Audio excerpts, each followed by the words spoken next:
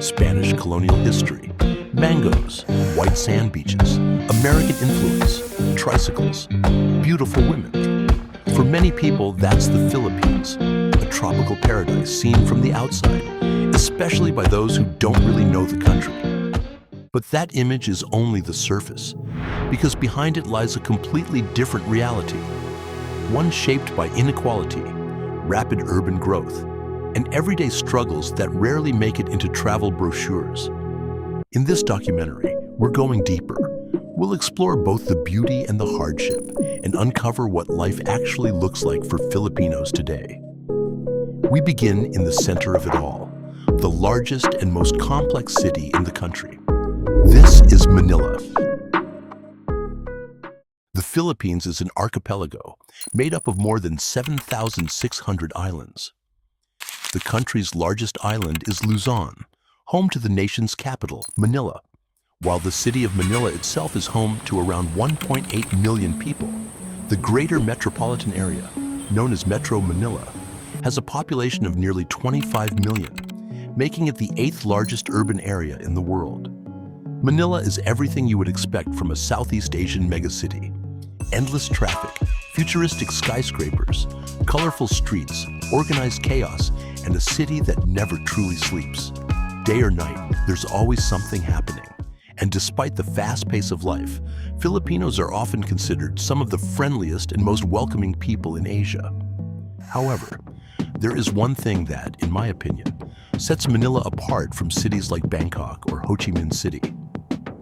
While Manila is by no means an extremely dangerous city, it generally has a higher level of street crime than many of its Southeast Asian neighbors. Petty theft, scams, and pickpocketing are more common here, especially in crowded areas. So why is that? That question stayed with me throughout my research on the Philippines. After all, Filipinos are known for being incredibly friendly, welcoming, and always smiling. It simply didn't seem to match the image of the people I had met. I often found myself wondering whether part of the answer could lie in the country's unique history. Unlike much of Southeast Asia, which has been heavily influenced by Buddhism for centuries, the Philippines was shaped by more than 300 years of Spanish colonial rule and later by decades of American administration. Buddhism is often associated with peaceful values, so I couldn't help but wonder if this different historical path had played some role. Of course, that's only my personal thought, not a definitive answer. The answer is probably much more complex. A combination of rapid urbanization, income inequality, poverty, and one of the most densely populated metropolitan areas on Earth has created challenges that many other Asian cities simply don't face to the same extent.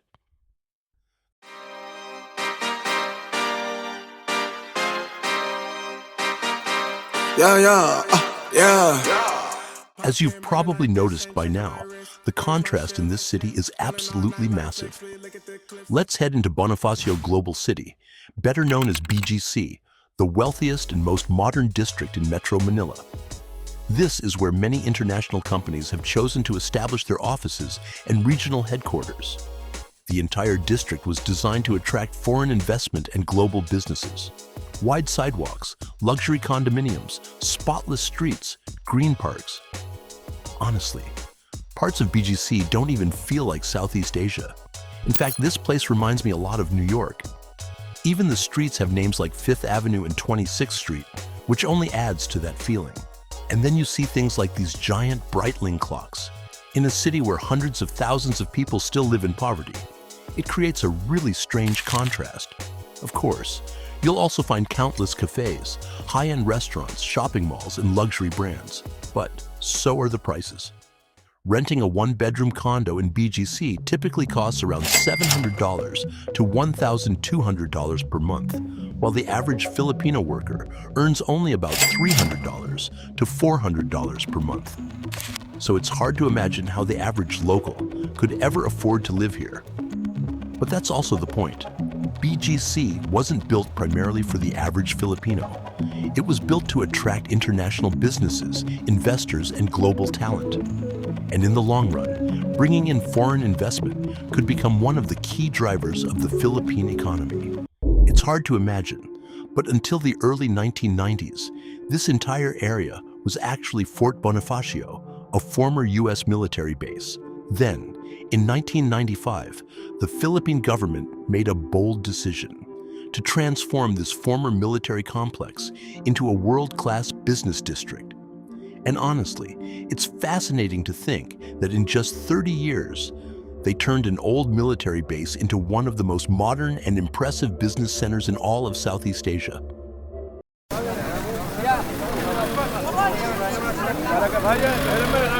After spending a lot of time exploring the Philippines, and by the way, my girlfriend is Filipina, I started to feel like the Philippines doesn't have a single strong cultural identity that immediately stands out. Of course, there are iconic things. Traditional dishes like adobo or the famous jeepneys, probably the most unique form of public transportation I've ever seen. But for a country of more than 115 million people, it still felt like there wasn't one defining cultural symbol that everyone instantly associates with the Philippines. Maybe that's because Filipino culture was shaped for centuries by Spanish and later American influence. Or maybe it's because Filipinos are incredibly welcoming to foreigners.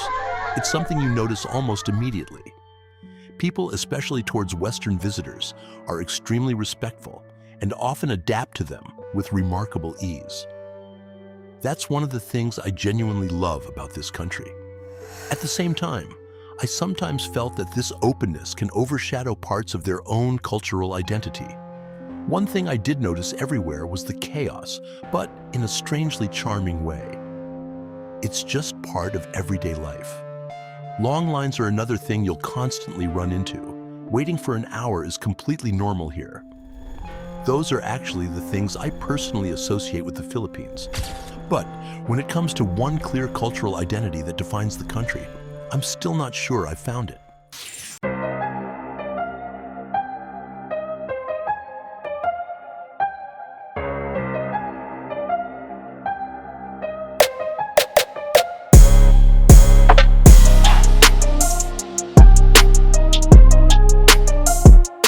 I just showed you the wealthiest part of Manila, BGC. Now let's visit the complete opposite, Tondo. Home to around 650,000 people, Tondo is not only much larger than BGC, but also one of the most densely populated urban areas in the Philippines, with more than 70,000 people living in every square kilometer. Yes, it's very poor, but it's also incredibly alive. The amount of energy you'll find here is hard to describe. Narrow alleyways are filled with children playing from morning until night. Every corner has someone cooking, selling food, repairing something, or simply talking to their neighbors. People are constantly on the move, and the atmosphere feels almost overwhelming, in the best possible way. Of course, that doesn't change the reality that many people here live in extremely difficult conditions. One of Tondo's most well-known communities is Happyland, named after the old garbage trucks that used to dump waste nearby. For many years, families survived by collecting and sorting recyclable materials from the trash. While conditions have improved compared to the past, poverty remains a daily reality for many residents. In other parts of Tondo, you'll even find families living in makeshift homes built over the water or beneath elevated highways. And, of course, where poverty is widespread, there are also problems with drugs and crime, trapping many people in a difficult cycle that can be hard to escape. However, I wouldn't describe Tondo only through that lens. Looking at the area, it also feels like a community where hundreds of thousands of ordinary people are simply trying to build a life despite difficult circumstances. Like any large city, some neighborhoods are safer than others, so staying aware of your surroundings is always important. But reducing Tondo to just its reputation doesn't tell the whole story.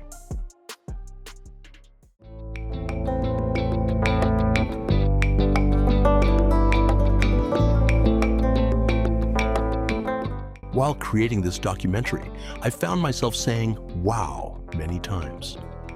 Manila is a city that truly fascinated me. Every time I thought I understood it, Another side appeared, but that's exactly what makes Manila so unique. It is a city of contrasts, a place that I believe many tourists never truly get to understand. There is so much more beneath the surface than just the skyscrapers, traffic, or famous landmarks. At the same time, Manila has enormous potential. The Philippines has a young population, incredible energy, and one huge advantage. English is widely spoken here, making it much more connected to the rest of the world. But despite all of that potential, it feels like Manila is still struggling to fully use it. For now, there are still many challenges that hold the city back, and in many ways, the negatives still outweigh the positives. Even so, Manila left a strong impression on me. It is a city full of emotions, contradictions, and stories. I would definitely recommend visiting if you have the opportunity. But could I imagine myself living here? Honestly, probably not. And as I mentioned earlier, my girlfriend is Filipina, and she lived in Manila for many years. So instead of only sharing my perspective, let's hear hers. Why she also wouldn't choose Manila as a place to live. For me, Metro Manila is a place to work, not a place to live. Compared to the provinces, it's very convenient. It has the most jobs, businesses, and the highest minimum wage. So people from all over the country move there for work.